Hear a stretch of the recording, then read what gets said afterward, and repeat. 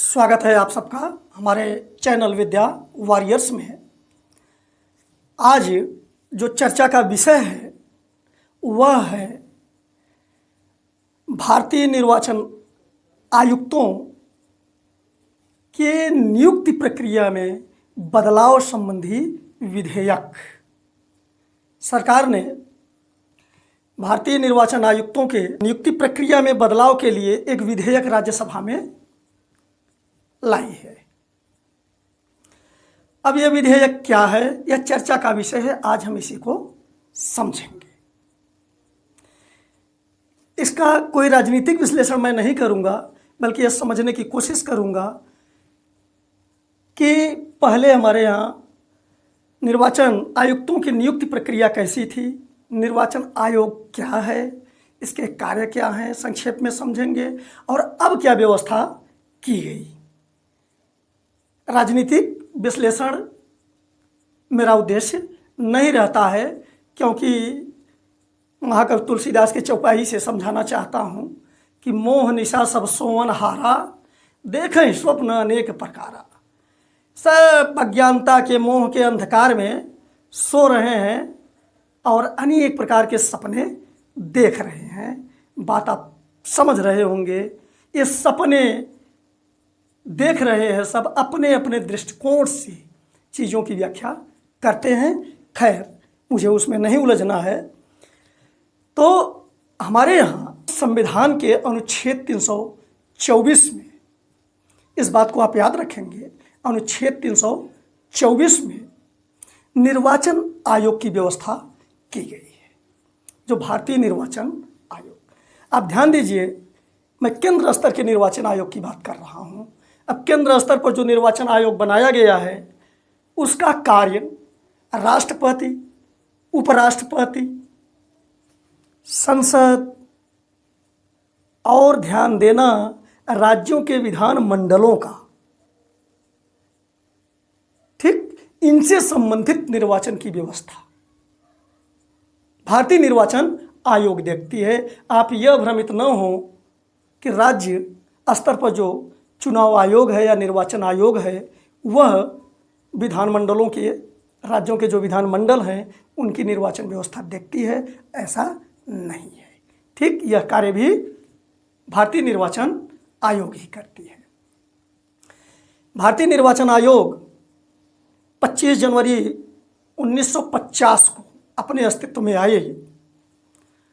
शुरू में तो इसमें एक चुनाव आयुक्त हुआ करते थे। 1989 में यह व्यवस्था बदली और इसमें एक मुख्य निर्वाचन आयुक्त और 2 अन्य निर्वाचन आयुक्त की व्यवस्था कर दी गई। ये निर्वाचन आयुक्त जो होते हैं, इनकी नियुक्ति राष्ट्रपति द्वारा होती है। और कैसे सिफारिश होता है, क्या होता है, इसी पर तो हमको आज समझना है। लेकिन राष्ट्रपति द्वारा इनकी नियुक्ति होती है। इनका कार्यकाल 6 वर्ष या अधिकतम 65 वर्ष की आयु होती है। इसके पहले चाहे पद से इस्तीफा दे दें।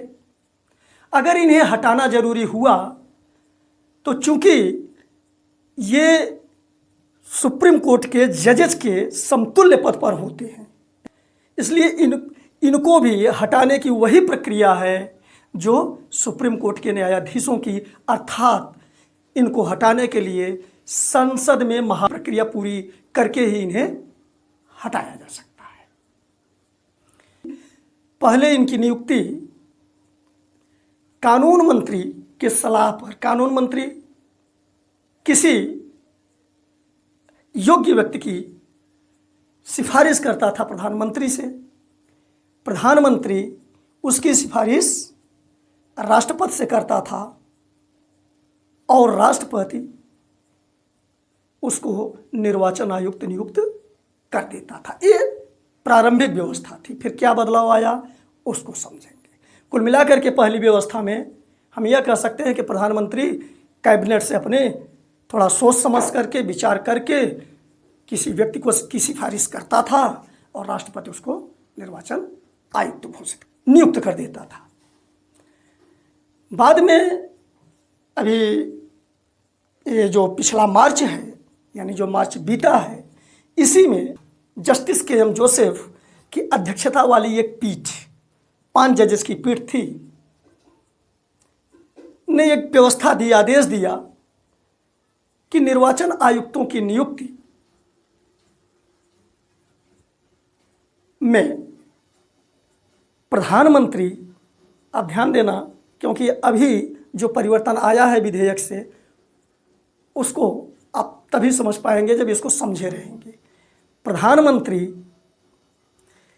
नेता प्रतिपक्ष का, जो विपक्ष का नेता होगा वह, और अगर विपक्ष का नेता कोई नहीं है, क्योंकि विपक्ष का नेता होने के लिए आपको मालूम है कि संपूर्ण सीटों का 10% सीट उस पार्टी के पास होना चाहिए, लेकिन ऐसी व्यवस्था अगर ऐसा नहीं है तो जो सबसे बड़ी पार्टी होगी, जिसके सीटों की संख्या विपक्ष में अधिक होगी, वही उसमें शामिल कर लिया जाएगा।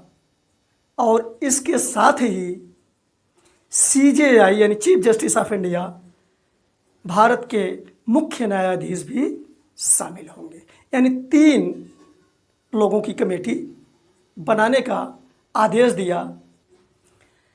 लेकिन उस आदेश में यह भी कहा गया था कि संसद इस पर जब तक कानून नहीं बनाती है तब तक यह नियम लागू रहेगा या कानून के रूप में लागू रहेगा। इसका मतलब हुआ कि कोर्ट ने यह भी उसमें एक तरह से छिपा हुआ आदेश दे दिया है कि संसद इस पर कानून बना सकती है। अब हमारी सरकार ने राज्यसभा में इससे संबंधित एक विधेयक प्रस्तुत कर दिया है, जिसमें निर्वाचन आयुक्तों के चुनाव चयन की व्यवस्था में, नियुक्ति की व्यवस्था में परिवर्तन कर दिया गया है।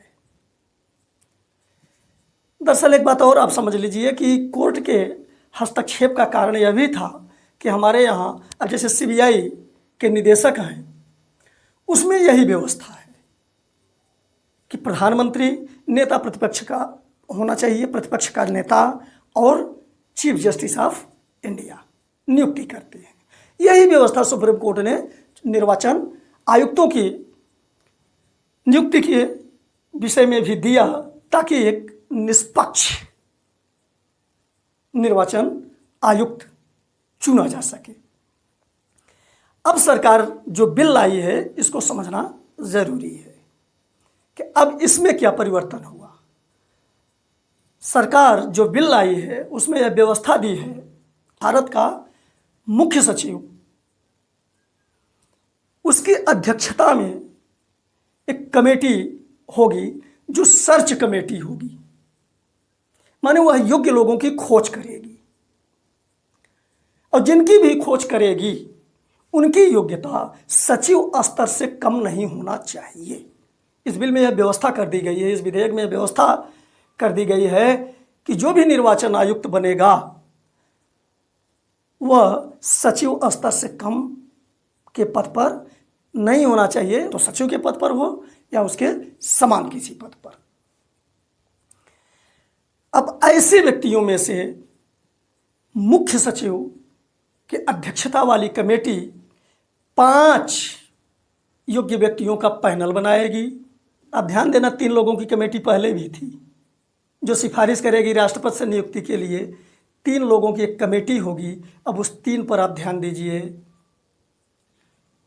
प्रधानमंत्री जो पहले वाले भी व्यवस्था में थे, प्रतिपक्ष का नेता जो पहले वाली व्यवस्था में था, और प्रतिपक्ष का नेता अगर नहीं उपलब्ध है तो सबसे अधिक सीटों वाले विपक्षी दल का नेता शामिल होगा।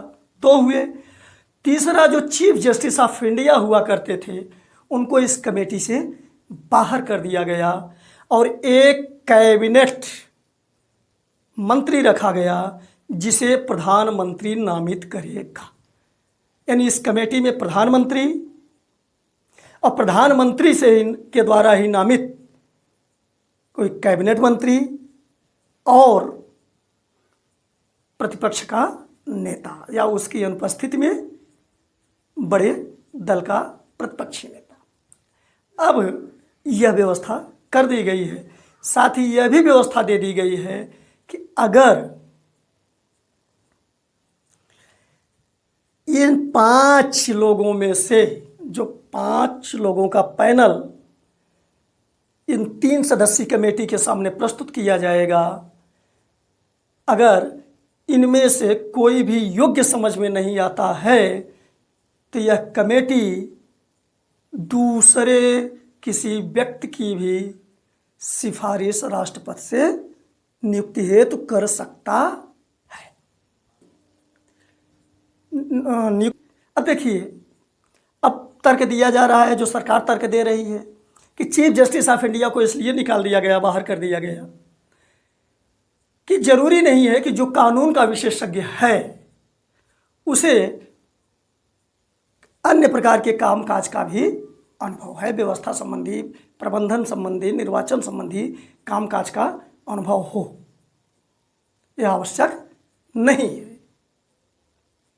ठीक, लेकिन सीबीआई के डायरेक्टर जो होते हैं, निदेशक, उनकी नियुक्ति के दशा में आज भी यही नियम है कि प्रधानमंत्री, नेता प्रतिपक्ष और सीजेआई।